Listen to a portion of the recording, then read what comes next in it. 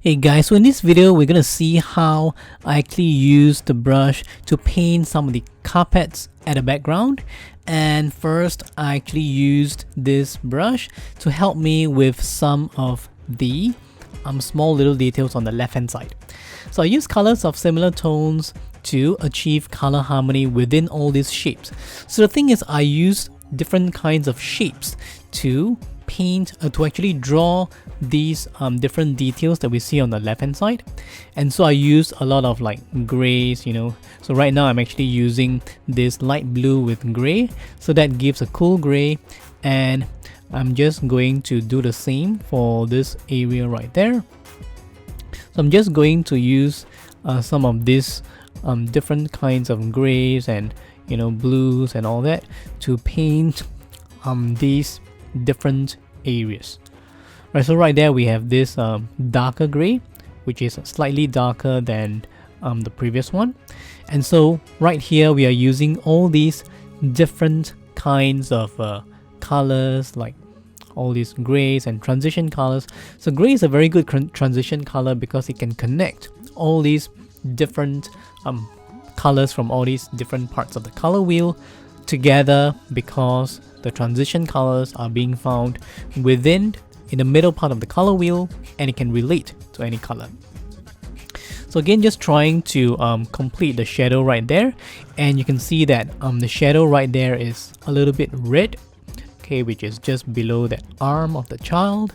And again, we are using different tones, different colors to represent all these different kinds of colors that we see within the shadow. So it's the same shadow, but when we do a painting, we can actually vary the colors so that we actually make the entire area more interesting. So again, now moving on to the rest of the painting. Okay, so I'm just using all these different kinds of strokes, okay, like dark blue, and we have some purples, we have some reds, and we have some browns. So all these subtly different colors, they are tinted, but they are pretty close together because they are grayish in tone, and so they can relate to each other with that occasional bright color in the middle. As you can see, we have some light blue there in the middle that is a little bit brighter than the rest, but most of the colors here are more subtle and more toned down kind of colors because I combine them with some grays, and you can see all these details and all these shapes actually relate to each other because the colors are taken from the same area in the color wheel. So now we are moving on to the carpets on the right hand side. But before that, just using that small brush to paint some of the objects at the top. So again, we have all these different kinds of objects, and we have all these different colors that can be used to represent all these objects. We have some of that brown, we have a little bit of that darker color which shows the shadow, which is right below that shape that we just made.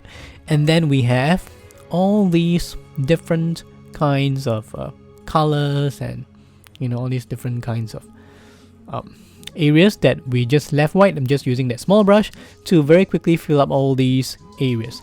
And again, we have all these different kinds of strokes that are just used to represent all these shapes. So all these shapes are making up all these different parts of the painting, and we have all these very interesting shapes. So in the original photo, we can't we have all these things that are hanging on the walls, but in this painting right here we can't really see what they are, but because they are made into very interesting shapes, so these shapes will suggest that we have some details, some kind of objects that are being represented right there, and we do not need to draw in exactly the thing that we see on the photo, but using these shapes can also help us to achieve very interesting effects that we cannot achieve just by looking at a photo. But in a painting, you can have all these very interesting changes that will give you all these very, very interesting possibilities. So using that small brush, I'm just going to make sure that we have all these different kinds of, darker tones and lighter tones. And right now I'm just doing that dark tone. So I'm just going to make sure that we have all these, blues and browns and all these different kinds of colors. Again, different grays and different kinds of, dark blues and cool grays and warm grays. So all these different colors will really give rise to a lot of very interesting effects. Right, so I'm just using the small brush to help me to complete this part of the painting. That you can see it is made up of a lot of grays, a lot of brown tones, and a lot of different kinds of colors. And this is really coming well together because we see all these amazing shapes and colors that are giving us a very nice visual effect. So now we are moving on to the right hand side, where we have all these different kinds of carpets that are being shown. Right, so right now we are using different colors to paint the carpets. So using the small brush, I actually use a little bit of that dry brush technique. So these very quick strokes are used to represent the dry brush technique, okay, that is used to show all these colors. And then later on I'm going to blend all these different darker parts with the lighter parts, and that will really help us to have a very, very nice combination of colors. And we see that we have all these very, very interesting mix of the dark colors and the light colors, and of course using that small brush, again making all these strokes that will show the things that we see on the carpet itself. So this carpet is a very interesting feature when you go to Jaisalmer, and most of the people there sell all these carpets and textiles. And when you actually walk along the streets, you can really find all these amazing items, and the whole place there is really quiet. It's different from other places like New Delhi, where it's like really bustling with activity. But right here in Jaisalmer, we have all these narrow alleys and all these like brown structures that make up the fort, and all these carpets with all these different colors, and you can see right there, I actually used a small brush to make sure that we have all these different kinds of reds, and we have yellows, and we have the pinks and the purples, which I'm just going to repeat, okay, and also of course blues and all these purples, and also some dark lines that separate the different areas. So all these different things will make it look really, really interesting with a lot of colors and a lot of details and a lot of dry brush and wet brush techniques. Right, so now we are moving on to the three women in the front. So again, using different pinks and different orange and blacks to help me do some of the details right there, some of the colors for the costumes. And again, I'm just using the yellows and all these pinks and all those colors, just trying to complete the man right there, okay, using that light blue. And these light blues and this grays actually make up the trousers, and then just trying to complete the face. So for these figures which are way behind, we don't need to draw in any of the details. So we just want to have a blank face, and it doesn't matter because they are too far behind, and we don't need to draw some of the facial features as what we did earlier on, because the women in front are nearer to us, so we can see the details of their faces more clearly. But for these people, we just need to make their faces blank, just a very, very simple kind of depiction of their faces will do, which we'll see later. So again, using the small brush, I'm just going to very quickly make sure we have all these darker strokes that is being added, so that we can see the arm that is forming because of these brown strokes. So again, using different kinds of browns, we can achieve this arm that is done because of the volume that is suggested because of the darker brown on the right and lighter brown on the left. So that will suggest volume, and that will make it look more realistic rather than just flat. Right, so using that small brush, I'm just going to make sure that we have all these different areas that are being done, and then we can use the small brush again to help us to touch up. So now we are moving on to her face. Just gonna use some of those yellows, okay, just to touch up a little bit on the left arm right there, on the arm on the left hand side. So we have some of these color pencils that really come in handy. So using the yellow, I'm just gonna go one stroke to represent the bangle that she's wearing, and I'm just going to use some of those some of the darker colors, some of the small brush, to help me with the some of the costumes. And again, using that brown tones, those brown color pencils and some yellow color pencils, that actually help me with the face.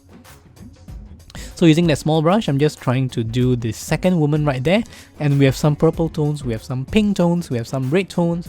So these are the colors that make up this woman right here. Again, very quickly, I'm just going to use the small brush to complete all these details. Again, you see the folds, and you are seeing this, light blues and these purples and these dark strokes that make up the folds of her dress. So that will really give us, a lot of all these very interesting possibilities and patterns that we are seeing right now that is being done on this woman. So again, repeating the same techniques, and we are just very quickly going to complete, okay, this part. And again, drawing the hair and leaving white at the top because of the reflections. So how I actually do some of the expressions. As I mentioned earlier, we do not need to do it really detailed. So just using some very quick strokes. I'm gonna just represent the eyes, the nose, and the mouth. And you can see right there that it is really, really very, very quick. So we don't need to actually do it as intricately as we did for those women that we see on the at the front, but we just need to use all these very simple strokes to recreate their facial features because they are far behind. So using that pink color pencil, I'm just going to make sure using that small little brush. Again, using the yellow, just trying to complete some of the details that we see right here. So you can see right here, these figures are coming out alive as well. We can see all these amazing things that are being, all these details that are being added.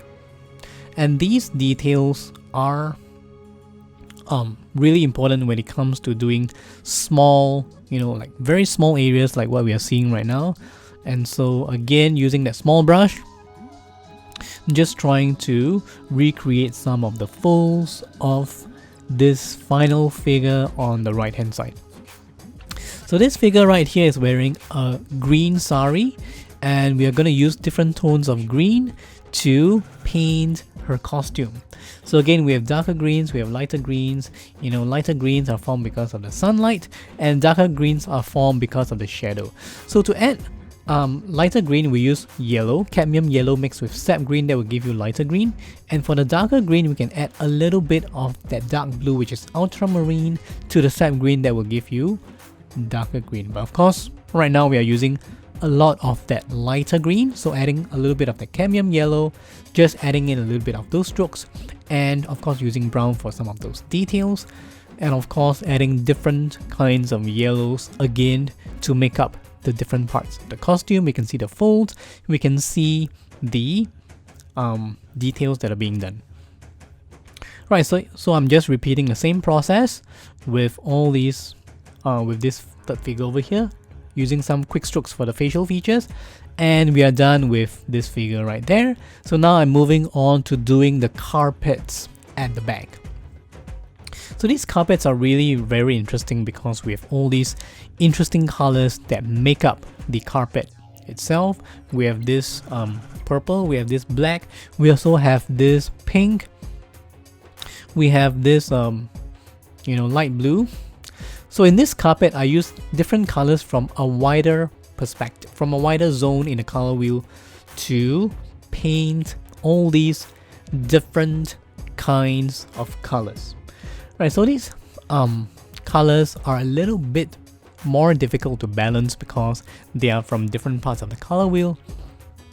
So I actually used the dark zones to combine them.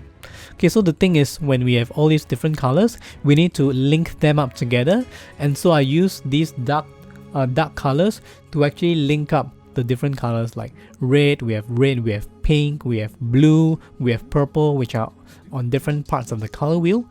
So by using these dark colors and combining them with the colors that we see, that will bring them to the same zone, and then we can kind of like make sure that the colors actually go to their respective pure zones, and that can actually create very interesting color formations, because I have a good understanding of how to link these different colors together. So this is very interesting. When we have light blues, we have yellows, we have purples, we have all these different kinds of things that are going on. And so this is something that I find really interesting, because we have all these amazing kinds of strokes and colors that are being added, and all these kinds of things that make up this carpet right there. Okay, so you can see strokes of blue, strokes of red, strokes of pink, strokes of purple. And all these different colors actually make the whole thing look very nice, because they're also linked together using the dark zones. Right, so now I'm actually moving on to the carpet on the right. So the remaining carpets will be done in the same way, again using tinted colors. So these carpets here are lighter as compared to the previous one, and so I'm using the small little brush to paint all these light tones. So light tones are easier to balance because they are in the top cone of the color wheel, the color sphere or the color space, so that will make it like automatically be very close to each other, and there's color harmony right there. So this is similar to how Impressionists paint light, because they use the tinted colors on the top cone of the color wheel, and that will really give them a lot of these color relationships, and they look nice as well. So it's very good in depicting light when we use all these different light colors. So right now I'm just imitating the way they actually use colors, imitating the Impressionists, and I'm just using also light grays and light blues, and these are amazing when you combine them together, because you see subtly different colors, but you see also the changes in terms of from one color zone to the next, but it is still within the same zone because they are all light colors. Right, so just trying to show you exactly how I painted. There's purples, there's dark blues, there's light blues, there's orange, there's pink, there's a little bit of red. So all these very subtle colors are being added, and these will make it like super nice to look at, even though they are light colors, but you can see that they are being combined in a very nice way. So using those the small brush, I'm just going to finish up, okay, repeating the same process that I just mentioned earlier. So now just trying to complete the rest of the carpets using a very similar kind of technique. So there's yellows, there's reds, there's browns, there's purples, there's blues, but all are light. And so we have this very nice kind of effect. Okay, this shows that the carpet is facing the sunlight, and they are all made up of very light colors from the same zone in the color wheel. Hey everyone, it's KY Tom here. Thank you for watching my video. If you enjoyed my video, please hit the like button and comment down below. Do consider to subscribe to my channel for more art videos. Check out the links on the description below to find out more about my art, and I hope to see you in the next one.